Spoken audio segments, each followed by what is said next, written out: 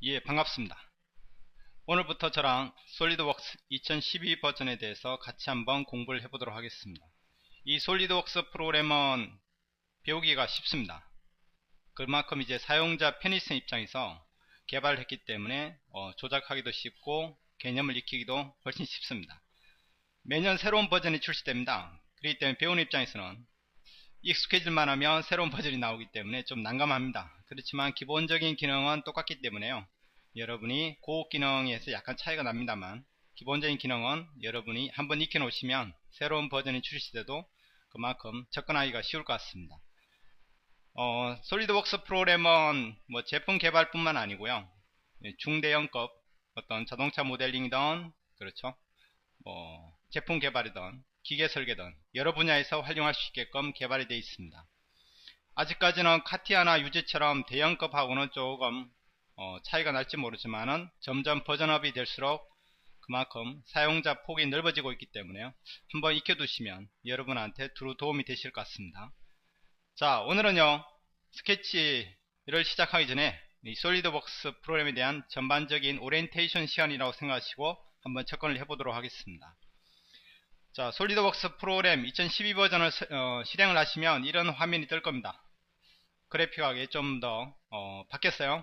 2011 버전 써보신 분들은 아실 겁니다. 좀 멋있게 바뀌었어요. 자, 시작을 해보도록 하겠습니다.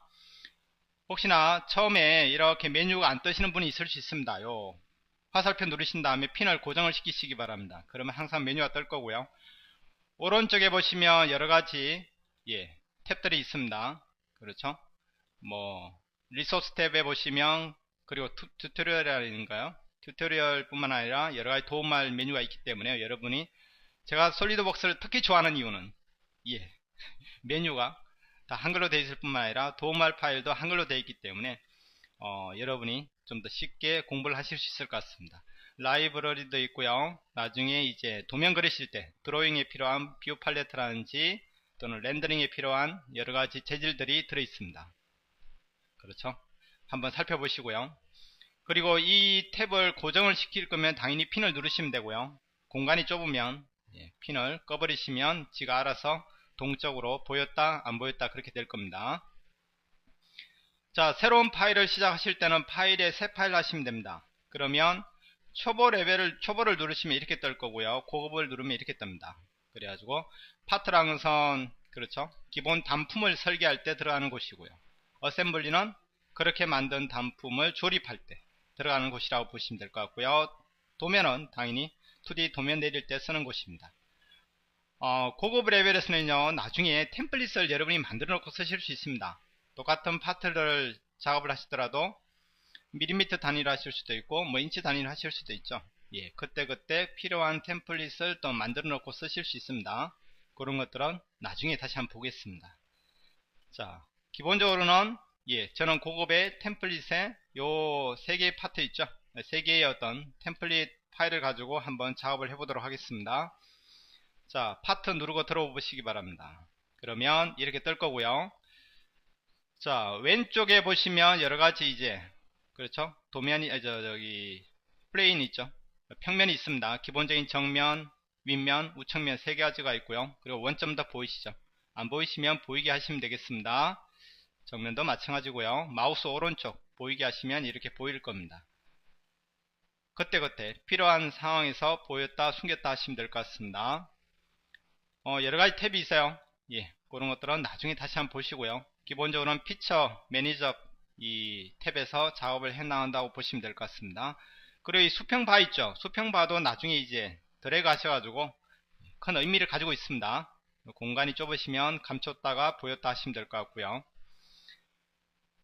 처음에는 스케치부터 먼저 배우시는 겁니다. 스케치 배우시고 피처 3D 형상을 올리시는 겁니다. 그리고 공면, 여러가지 공면 작업을 배우시게 될 겁니다. 혹시나 아이콘들이 안 보이는 경우가 있을 겁니다. 그래서 그럴 때는 여기서 빈 공간에서 마우스 오른쪽 하시면요, 제일 아래쪽에 보시면 사용자 정의라고 있을 겁니다. 혹시나 이 창이 잘 안 보이시면 도구에 가셔가지고 사용자 정의 들어오시면 될 것 같습니다. 여기는 도구 모음에서는 뭐죠?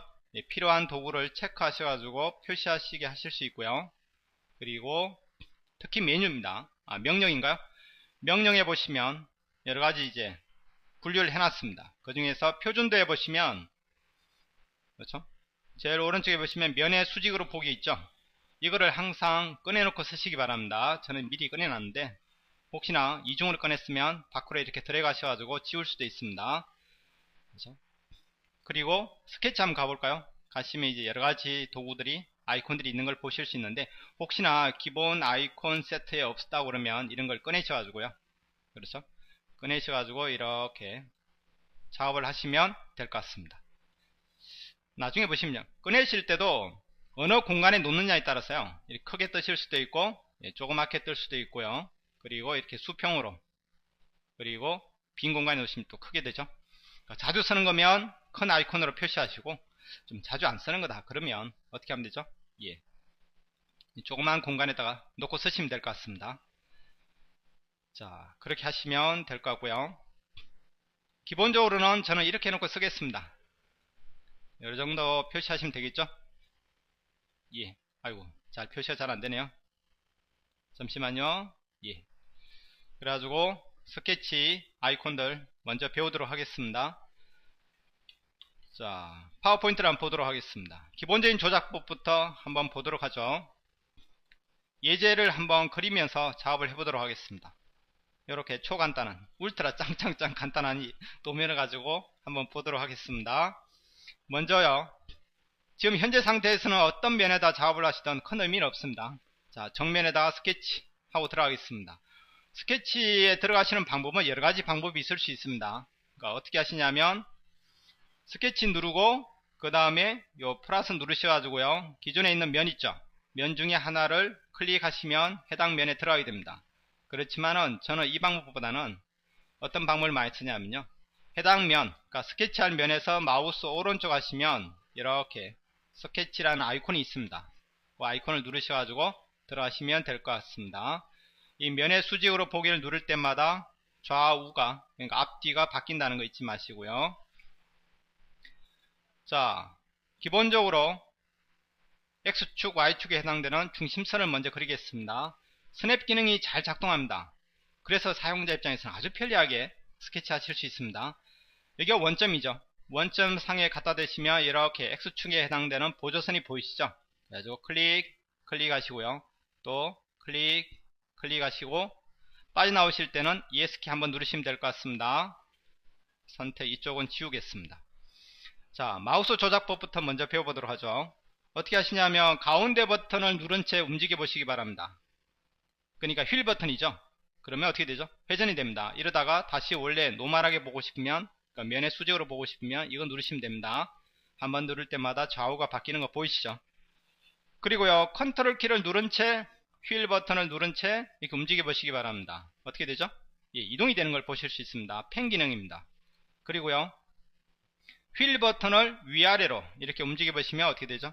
확대 축소가 됩니다. 또는 Shift 키를 누른 채, 그리고요, 휠 버튼을 누른 채 이렇게 위아래로 드래그 해 보시면 확대 축소가 되는 걸 보실 수 있습니다. 다시 한번 정리해 보죠. 휠 버튼입니다. 마우스로 따지면 가운데 있는 버튼 있죠? 그걸 돌리지 마시고요, 꾹 누른 채 움직여 보시기 바랍니다. 회전이고요. 컨트롤 키를 누른 채 움직이시면 예, 이동이 되는 겁니다. 펜 기능이고요. Shift 키를 누른 채 위아래로, 또는 뭐 좌우로는 하지 마시고요, 위아래 하시면 확대 축소 기능이 되는 겁니다. 기본적인 예, 마우스 이동 조작법이 되니까 잘 기억을 해 놓으시기 바랍니다. 그리고 이 선에 보시면 좌우 포인트가 있죠? 그걸 이용하셔가지고 선의 길이를 조정하실 수도 있고요. 그리고 파란색 이상한 기호가 붙죠? 예, 이런 것들은 기하학적인 기호들입니다. 그러니까 기하학적인 구속 조건이 되니까 현재 이 선은 수평 구속이 들어있다는 얘기죠. 이 선은 수직 구속이 들어있다는 뜻이고요. 여기 보이시나요? 예, 일치라고 되어 있죠. 그 말은 이제 이 선이랑 원점이랑 그렇죠, 일치 구속이 들어있다, 뭐 이렇게 보시면 될 것 같습니다. 너무 이제 논리적으로 잘 생각하시면 충분히 이해하실 수 있을 것 같습니다. 자, 그런 다음에요, 그렇죠, 스케치를 그려야겠죠. 예, 어떻게 그리면 될까요? 라인을 가지고 그리겠습니다. 그리고 키 하나 기억해 놓기 바랍니다. 예스 키입니다. 예스요. 예스를 딱 누르시면 현재 마우스 포인트 위치에서 할 수 있는 도구 모음들, 그러니까 작업의 어떤 목록들이 뜨게 됩니다. 그렇죠? 이런 도구 모음을 이용하셔가지고 여러분이 좀 더 쉽게 이렇게 막 이 툴바까지 갈 필요 없이 바로 작업을 하실 수 있을 것 같습니다. 그리고 여기에도요, 자주 사용되는 아이콘 같은 경우는 이 빈 공간에서 마우스 오른쪽 사용자 정의하셔가지고 저는 중심선을 자주 그릴 것 같으니까요, 스케치에서 중심선이 있죠? 끌어다가 이렇게 배치해 놓으시면 여러분이 좀 더 쉽게 접근하실 수 있습니다. 어떻습니까? 쉽죠? 시작하겠습니다. 저는 주로 예스키를 쓰겠습니다. 라인을 그려보죠. 여기서부터 그려가는 겁니다. 자, 클릭. 현재 도면에 보시면 이 길이가 얼마죠? 100이죠? 그렇기 때문에 똑바로 이제 100 맞출 필요 없습니다. 오토캐드 하시는 분들은 정확한 치수를 먼저 생각하시고 도면을 그리시죠. 그렇지만은 이런 3D 툴들 있죠. 뭐 카티아라든지 유지, 솔리드웍스, 인베드, 드로잉, 뭐 여러가지 툴들이 있습니다. 같은 경우에는 계략적인 형상을 먼저 그리시고 그 다음에 뭐 하시는 거죠? 치수라든지 기하학적인 구속을 잡아가는 과정이 되니까요, 처음부터 정확한 치수에 의해서 그릴 필요 없습니다. 클릭, 그리고 클릭 하시면 어떻게 보이죠? 노란 선이 보이시죠? 노란 선은 현재 상태에서 어떤 직각 상태를 보고 있는 겁니다. 자, 현재 제가 점에 갖다 대니까 어떻게 되죠? 라인에서 아크로 바뀌고, 그렇죠? 또 라인이 되고 막 이렇게 되죠? A키입니다. A키를 누르세요. 그러면 A키는요, 직선 상태로 그리다가 아크로 그려야겠다 그러면 A키 누르시면 이렇게 아크로 바뀌게 됩니다. 그렇죠? 그리고 A키 누를 때마다 방향성이 이렇게 반대로 되는 것도 보실 수 있어요. 그렇죠? 그러셔가지고 그리시면 될 것 같습니다. 저는 직선을 그리죠. 그리고 하나 더 기억하시죠. 그리실 때마다 자동으로 기하학적인 구속이 설정이 되는 경우가 있습니다. 기존에 있는 요소랑 자동으로 구속이 걸려버리는 거죠. 그게 싫으시면 컨트롤 키를 누른 채 그리시기 바랍니다. 아시겠죠? 클릭하시고요. 그 다음에 A, 아크 그리겠습니다. 컨트롤 키 누른 채 그리고 그 다음에 마무리 처리하죠. 빨리 나올 때는 ES키 누르시면 될 것 같습니다. 자, 선 색깔을 보시죠. 이 검정색의 의미는 완전 구속이 되었다는 뜻입니다. 그렇지만 아직까지는 완전 구속은 아니죠. 왜냐? 길이를 안 줬으니까요. 그렇죠? 이런 포인트를 움직여 보시면 아실 것 같습니다. 그렇죠? 파란색의 의미는 불완전 구속이란 뜻이고요. 혹시나 스케치 작업을 하시다 보면 노란색이나 빨간색이 뜨는 경우가 있습니다. 그런 경우에는 이중 구속을 줬든지 아니면 구속 조건들 사이에, 치수 구속이라든지 어떤 기하학적인 구속 조건들 사이에 충돌이 발생했다, 그러니까 에러가 발생했다, 그런 거는 반드시 고치셔야 됩니다. 안 고치시면 형상이 올라가지 않습니다. 자, 이렇게 하시고요. 먼저 치수부터 한번 줘보죠. 이 지능형 치수를 쓰시면 될 것 같습니다. 좀 더 특이한 지정된 치수를 쓰시려면 밑에 거를 쓰시면 될 것 같은데, 웬만해서는요, 지능형 치수가 쓰시면 웬만한 치수는 다 크실 수 있어요. 자, 포인트 찍지 마시고요. 그냥 라인을 클릭하시면 될 것 같습니다. 그런 다음에 100 주시면 되겠죠. 그리고 이 길이는 얼마죠? 110입니다. 주시고요. 이렇게 됐다 그래가지고 너무 겁먹지 마시고요. 그리고 클릭 하셔가지고 각도 90도 주시면 될 것 같고요. 바깥쪽으로 반경 얼마죠? 70입니다. 그리고 이쪽 길이 이렇게 너무 많이 빼내시면 수평이 되고요. 위로 갖다 대면 또 밑으로 한번 빼볼까요? 수평이 되죠? 수직이 되고요. 사선으로 하고 싶으면 옆에 살짝만 옮기시기 바랍니다. 그런 다음에 클릭하시기 바랍니다. 그 다음에 90 이렇게 주면 될 것 같습니다. 됐나요? 그 다음에 75도죠. 클릭 하셔가지고 75도. 그래도 어떻습니까? 아직까지 완전 구속이 들어오지 않았습니다. 자, 왜 그렇죠? 아직까지는 솔리드웍스가 생각하기에 이 형상을 마무리 지으려면 뭔가가 빠져 있다는 뜻이죠. 그리고 밑에 보시면 불완전 구속이라고 뜨는 겁니다. 이게 완전 정의가 되는 게 될 수 있으면 좋겠죠.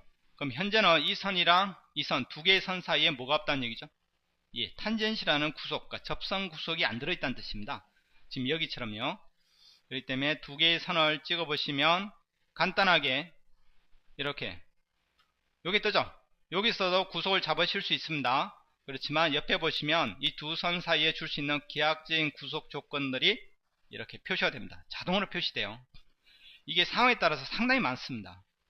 그래서 그렇기 때문에 여기서는 탄젠시 구속을 주겠습니다. 그렇게 되면 어떻게 되죠? 이제서야 완전 구속이 되는 걸 보실 수 있습니다. 그리고 치수는요, 이렇게 적당한 위치에 배치하시는 게 좋을 것 같고요. 화살표를 꺼셔가지고 위치 이동이라든지 글씨 이동 다 가능하세요. 자, 이때서야 어떻게 되죠? 완전 정의라고 뜨는 겁니다. 됐나요? 자, 좀 정리를 해보죠. 파워포인트 가지고요. 그러니까 선색의 의미, 검정색은 완전 정의가 되었다. 파란색은 아직까지는 불완전 정의다. 빨간색이나 노란색이 뜨시면 이중정의나 구속 조건들 사이에 충돌이 발생했다. 꼭 기억하시고요. 스케치 작업을 하실 때 기존에 있는 요소랑 구속 조건, 자동으로 구속 조건이 걸리는 게 싫으시면, 그러니까 일시적으로 해제를 하고 싶으시면 컨트롤 키를 누른 채 작업을 하시기 바라고요. 자, 기본적인 마우스 조작법 잘 기억하시기 바랍니다. 그리고 뷰 제어란 건 뭐냐면요, 이런 게 생각하시면 되겠습니다. 컨트롤 키를 누른 채 이렇게 움직여 보시기 바랍니다. 화살표 킵니다. 좌우 위아래. 그러면 이동이 되는 걸 보실 수 있죠. 그렇죠? 그리고 Alt 키를 누른 채 한번 좌우 눌러 보시기 바랍니다. 그럼 어떻게 되죠? 시계 방향, 반시계 방향으로 원점을 기준으로 해서 회전이 되시는 걸 보실 수 있어요. 그리고 Shift 키를 누른 채 위아래, Shift 키죠? 그럼 어떻습니까? 90도씩 이렇게 X축을 중심으로 또는 좌우 Y축을 중심으로 이렇게 회전이 되는 걸 보실 수 있습니다. 가끔씩 이제 3D 작업을 하시다 보면 이게 필요합니다. 솔리드웍스에서는 스케치 들어올 때 원점이라든지 X축, Y축을 자꾸 들어오는 기능이 없습니다. 그렇기 때문에 조금 불편해요. 또는 스페이스바를 눌러보시면 이렇게 방향을 제어할 수 있는 창이 하나 뜹니다. 핀을 고정을 시켜 놓을까요? 그래가지고 현재 정면, 그렇죠? 후면, 좌측면, 우측면 이렇게 제어를 하실 수 있다는 것도 잊지 마시기 바랍니다. 아시겠죠? 자, 첫날 제가 너무 많이 설명을 드린 것 같은데, 기본적인 마우스 조작법, 기본적인 뷰 제어법, 그리고 선의 의미와 스케치할 때의 어떤 일시적인 구속, 해제하는 방법 좀 기억을 해 놓으시기 바랍니다. 자, 나머지 부분은 또 다음 시간에 같이 이어서 한번 해보겠습니다. 첫날이었습니다. 여러분 고생하셨습니다.